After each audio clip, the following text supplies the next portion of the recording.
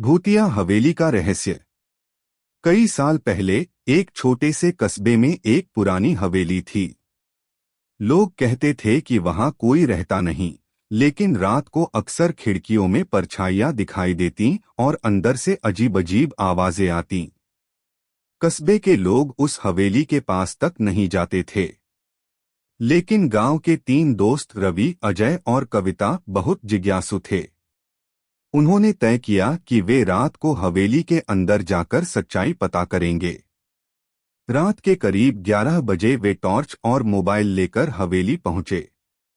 Gate खोलते ही लोहे की चरमराती आवाज आई और उनके दिल जोर जोर से धड़कने लगे।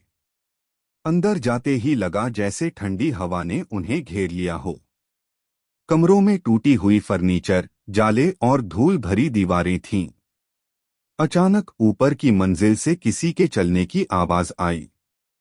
तीनों ने डरते डरते सीढ़ियां चढ़ना शुरू किया। ऊपर एक बड़ा कमरा था, जहां दीवार पर पुरानी तस्वीर टंगी थी, एक औरत की, जिसकी आंखें इतनी गहरी लग रही थीं कि जैसे सीधे उन्हें देख रही हों। तभी तस्वीर के पीछे से खून जैसा लाल धब्बा रिसने लगा।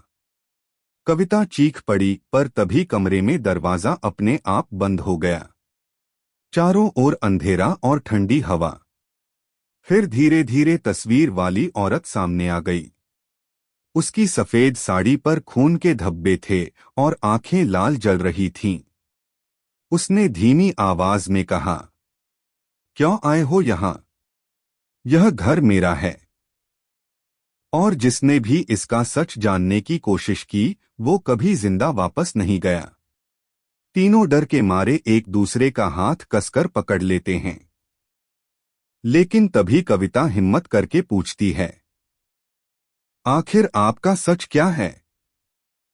औरत की आत्मा रोने लगी। उसने बताया कि वह हवेली के मालिक की पत्नी थी।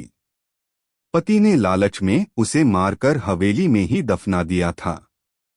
उसकी आत्मा न्याय मांग रही थी, पर कोई उसकी आवाज नहीं सुनता था। रवि ने कांपते हुए कहा, हम आपकी कहानी दुनिया तक पहुंचाएंगे, ताकि सबको सच्चाई पता चले। इतना सुनते ही आत्मा धीरे धीरे गायब हो गई और कमरे का दरवाजा अपने आप खुल गया। तीनों भागकर हवेली से बाहर निकले। अगले दिन उन्होंने कस्बे के लोगों को सब बताया।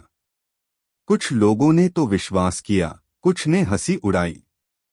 लेकिन कहते हैं, जो उस हवेली में उसके बाद गया, उसने उसी औरत की रोती हुई परछाई देखी। और आज भी रात के 12 बजे अगर कोई उस हवेली के पास जाता है, तो खिड़की से वही लाल आंख,